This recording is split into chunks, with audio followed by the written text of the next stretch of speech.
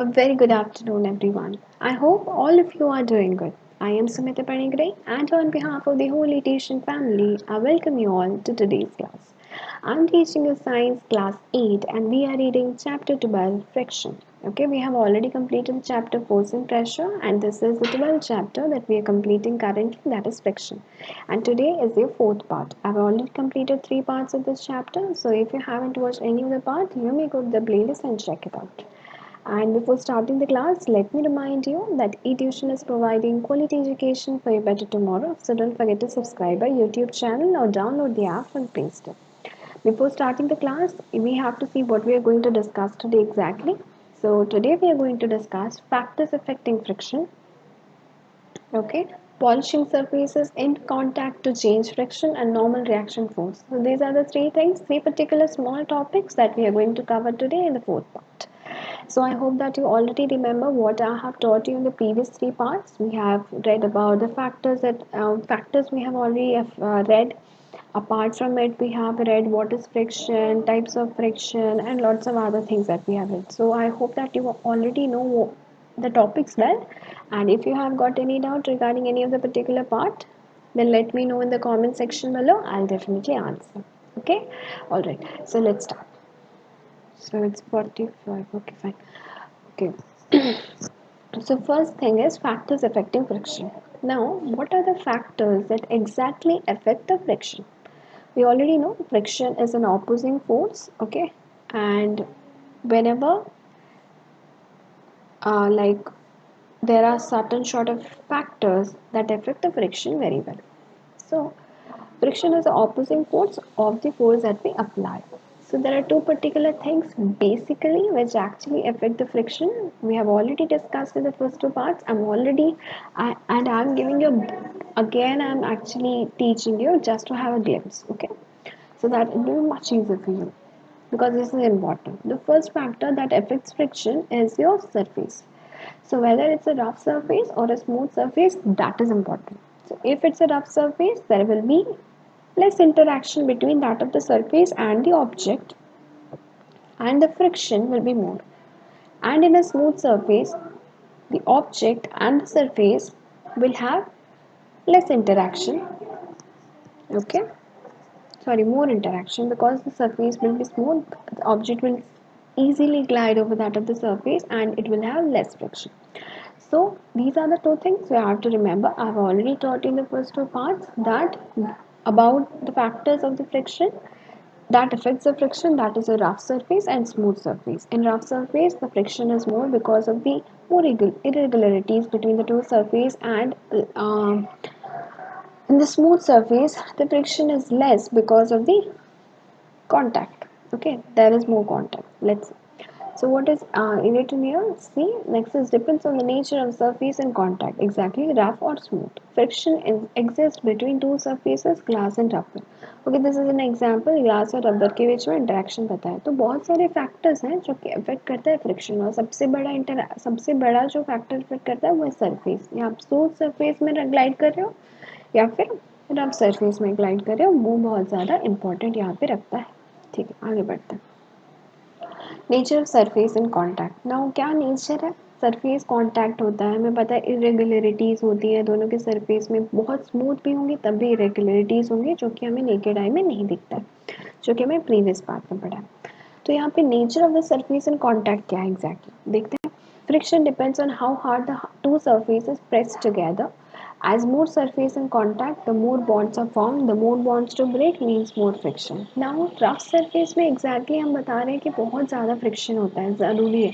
जैसे कि इस डायग्राम में देखो, एक बंदा रफ सरफेस में है, उबड़ खाबड़ रास्ता है, उसमें एक डिब्बा को पुश कर रहा है, तो उसको ज़्यादा जोर का पुश करना पड़ रहा है क्योंकि उनमें सरफेस का कांटेक्ट सही नहीं है, तो फ्रिक्शन ज़्यादा है. पर एग्जैक्टली कैसा है, क्यों ऐसा होता है, इसमें होता इसीलिए है क्योंकि सरफेस का कांटेक्ट जो होता है उसमें बहुत मतलब इरेगुलरिटीज़ होती हैं, तो उसमें बॉन्डिंग बहुत डिफ़िकल्ट से बनती है, तो ज़्यादा बॉन्डिंग हो जाती है और बहुत बॉन्ड टूटने लगता है, बहुत फ्रिक्शन होता है. तो that is also not important. The first point that I told is much important, that is if there is more, that is a rough place, so you have to apply more force because there will be more surface irregularities and more less contact will be there in between the object and the surface, because of which there will be more fraction. This is what is important. Next, only the normal reaction force exactly perpendicular to the surface is increasing friction. यहाँ पे देखो जैसे कि for example rough surface, देखो एक चक्का जा रहा है रफ सरफेस में, तो फ्रिक्शन ऑपोजिट ही जा रहा है, लेकिन वो रफ सरफेस में उबड़ खाबड़ में जा रहा है तो उसका इंटरेक्शन कम हो जा रहा है सरफेस से, जिससे कि दिक्कत हो रहा है चक्के को आगे जाने में। At the same time wheel जब स्मूथ सरफेस में जा रहा है तो आराम से ग्लाइड हो जा रहा है। नॉर्मल रिएक्शन फोर्स एक फोर्स है जो कि ऐड करता है परपेंडिकुलरली, ठीक है, परपेंडिकुलरली एक्ट करता है, जो कि फ्रिक्शन को बढ़ाता है या घटाता है। Okay, that is again a important thing that you have to remember. Next, now again one thing is that कि हम कैलकुलेट कैसे करेंगे फ्रिक्शनल फोर्स को। अब तो इतना पढ़ लिया, फ्रिक्शन है, फ्रिक्शन फोर्स है, फोर्स हम अप्लाई कर रहे हैं, फ्रिक्शन ऑपोजिट फोर्स आ रहा है, हमने एग्जांपल्स देखा गाड़ी का, मोटरसाइकिल का एंड ऑल, उसके बाद बॉल्स का हमने देखा, टाइप्स ऑफ फ्रिक्शन पढ़ा हमने, स्टैटिक हमने फोर्सेस टाइप्स ऑफ पढ़े, इतना सब कुछ पढ़ दिया। अब हम फ्रिक्शनल फोर्स को क्या कैलकुलेट कर सकते हैं? That is a massive question that arises over here, and the very Frank answer is yes. Now हम क्या करेंगे, फ्रिक्शनल फोर्स इतना नाम सुना, देखना चाहिए ना फ्रिक्शनल फोर्स दिखता कैसे, होता कैसे, कैसे पता चलता है। What is the exactly? I have already taught in the previous chapter 11, that is force and pressure. We have learned what is the unit of force. What is it? Anybody who can tell me the unit of force? It is Newton. Okay, and we write it as capital N. So frictional force का भी जो होता है unit, that is Newton. Now हम एक spring balance लेंगे, जैसे कि हमें डायग्राम में दिख रहा है स्प्रिंग बैलेंस है। देखो आपने ज़रूर स्प्रिंग बैलेंस देखा होगा स्कूल में या बहुत सारी जगह पे ऐसा होता है, एक बैलेंस टंगा हुआ था, उससे हम टंगाते हैं, ठीक है, हुक टाइप का होता है, जैसे कि यहाँ पे देखो, ठीक है।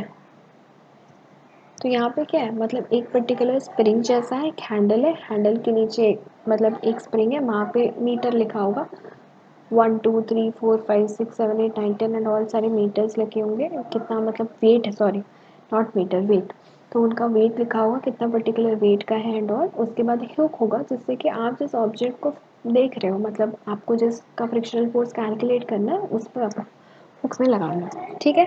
तो यहाँ पे देखिए क्या होता है, using a spring balance we can find the frictional forces opposed by different materials. तो अब हम स्प्रिंग बैलेंस से देखेंगे कि डिफरेंट डिफरेंट चीज़ें कुछ ना कुछ ऑपोजिशन फोर्सेस भी यहाँ एक्ट कर रही हैं। अब क्या कर रही है, let's see, sand paper gives a high reading as compare to stainless steel.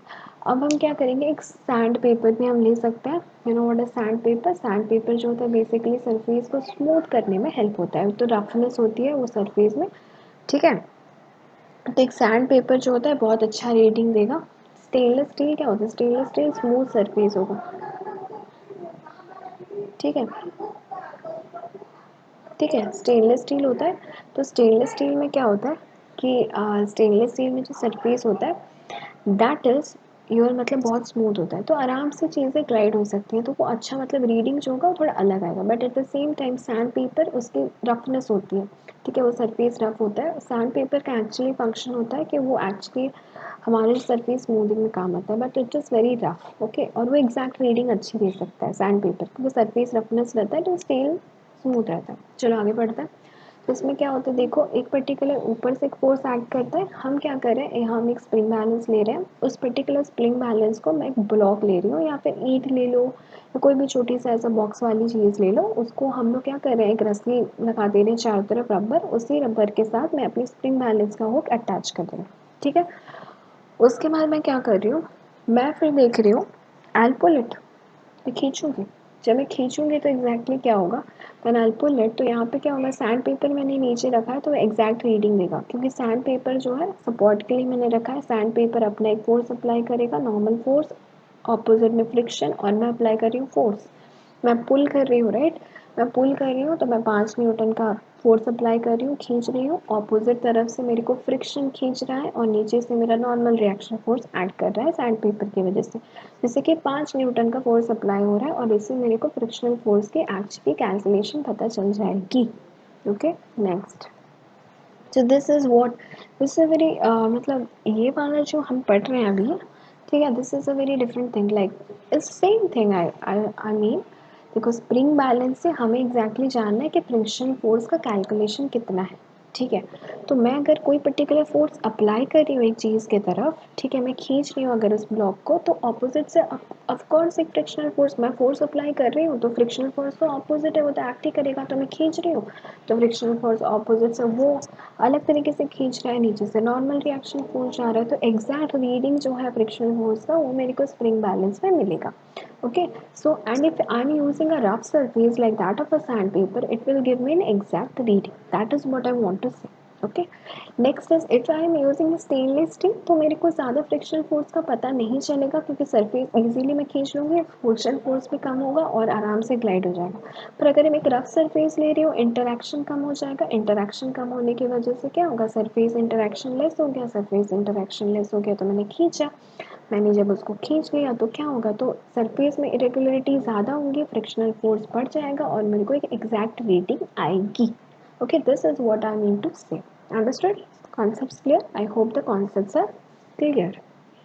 Okay, next, so this is what I have for today. आज कुछ नहीं था, जैसे कि आपने देखा बहुत ही छोटा पोर्शन था, कैसे हम फ्रिक्शनल फोर्स को कैलकुलेट करेंगे। This is what we have decided to read. And second is nature of surface in contact. Okay, these are very small things, ये already पढ़ा हुआ है मैंने क्यों यहाँ पे फिर से एक छोटा सा वीडियो बनाया है, so that आप रिवाइज कर सको, क्योंकि हम पढ़ते हैं और फिर भूल जाते हैं, इसीलिए I have kept it so that it will be very easier for you to remember things in a small portion, because friction is a very important chapter as well. The force and pressure is also a very important chapter, so you have to read it very carefully in order to get proper marks in the exams. Okay, so this is practice, आपको पता है surface irregularity पे depend करती है, rough surface है या smooth surface है। Nature of the surface in contact important है, नॉर्मल फोर्स नीचे एक्ट कर रहा है, वी ऑलरेडी नो। उसके बाद आता है हम कैलकुलेट कर सकते हैं रफ सरफेस से अच्छी calculation reading we can get as compare to that of your smooth surface, and for that we need a sand paper, a spring balance, a particular block, and then we can calculate the particular thing by pulling the spring balance, and frictional force will be opposing, and the sandpaper से हमें exactly कितना Newton of frictional force apply हुआ है पता चल जाएगा। Okay, it is opposite to the force that you apply. So whatever force आप apply कर रहे हो exact उसका opposite frictional force होगा। ठीक है, concepts clear? Okay, so if you have got any doubt regarding this chapter, you may actually comment me in the comment section below. I'll definitely answer.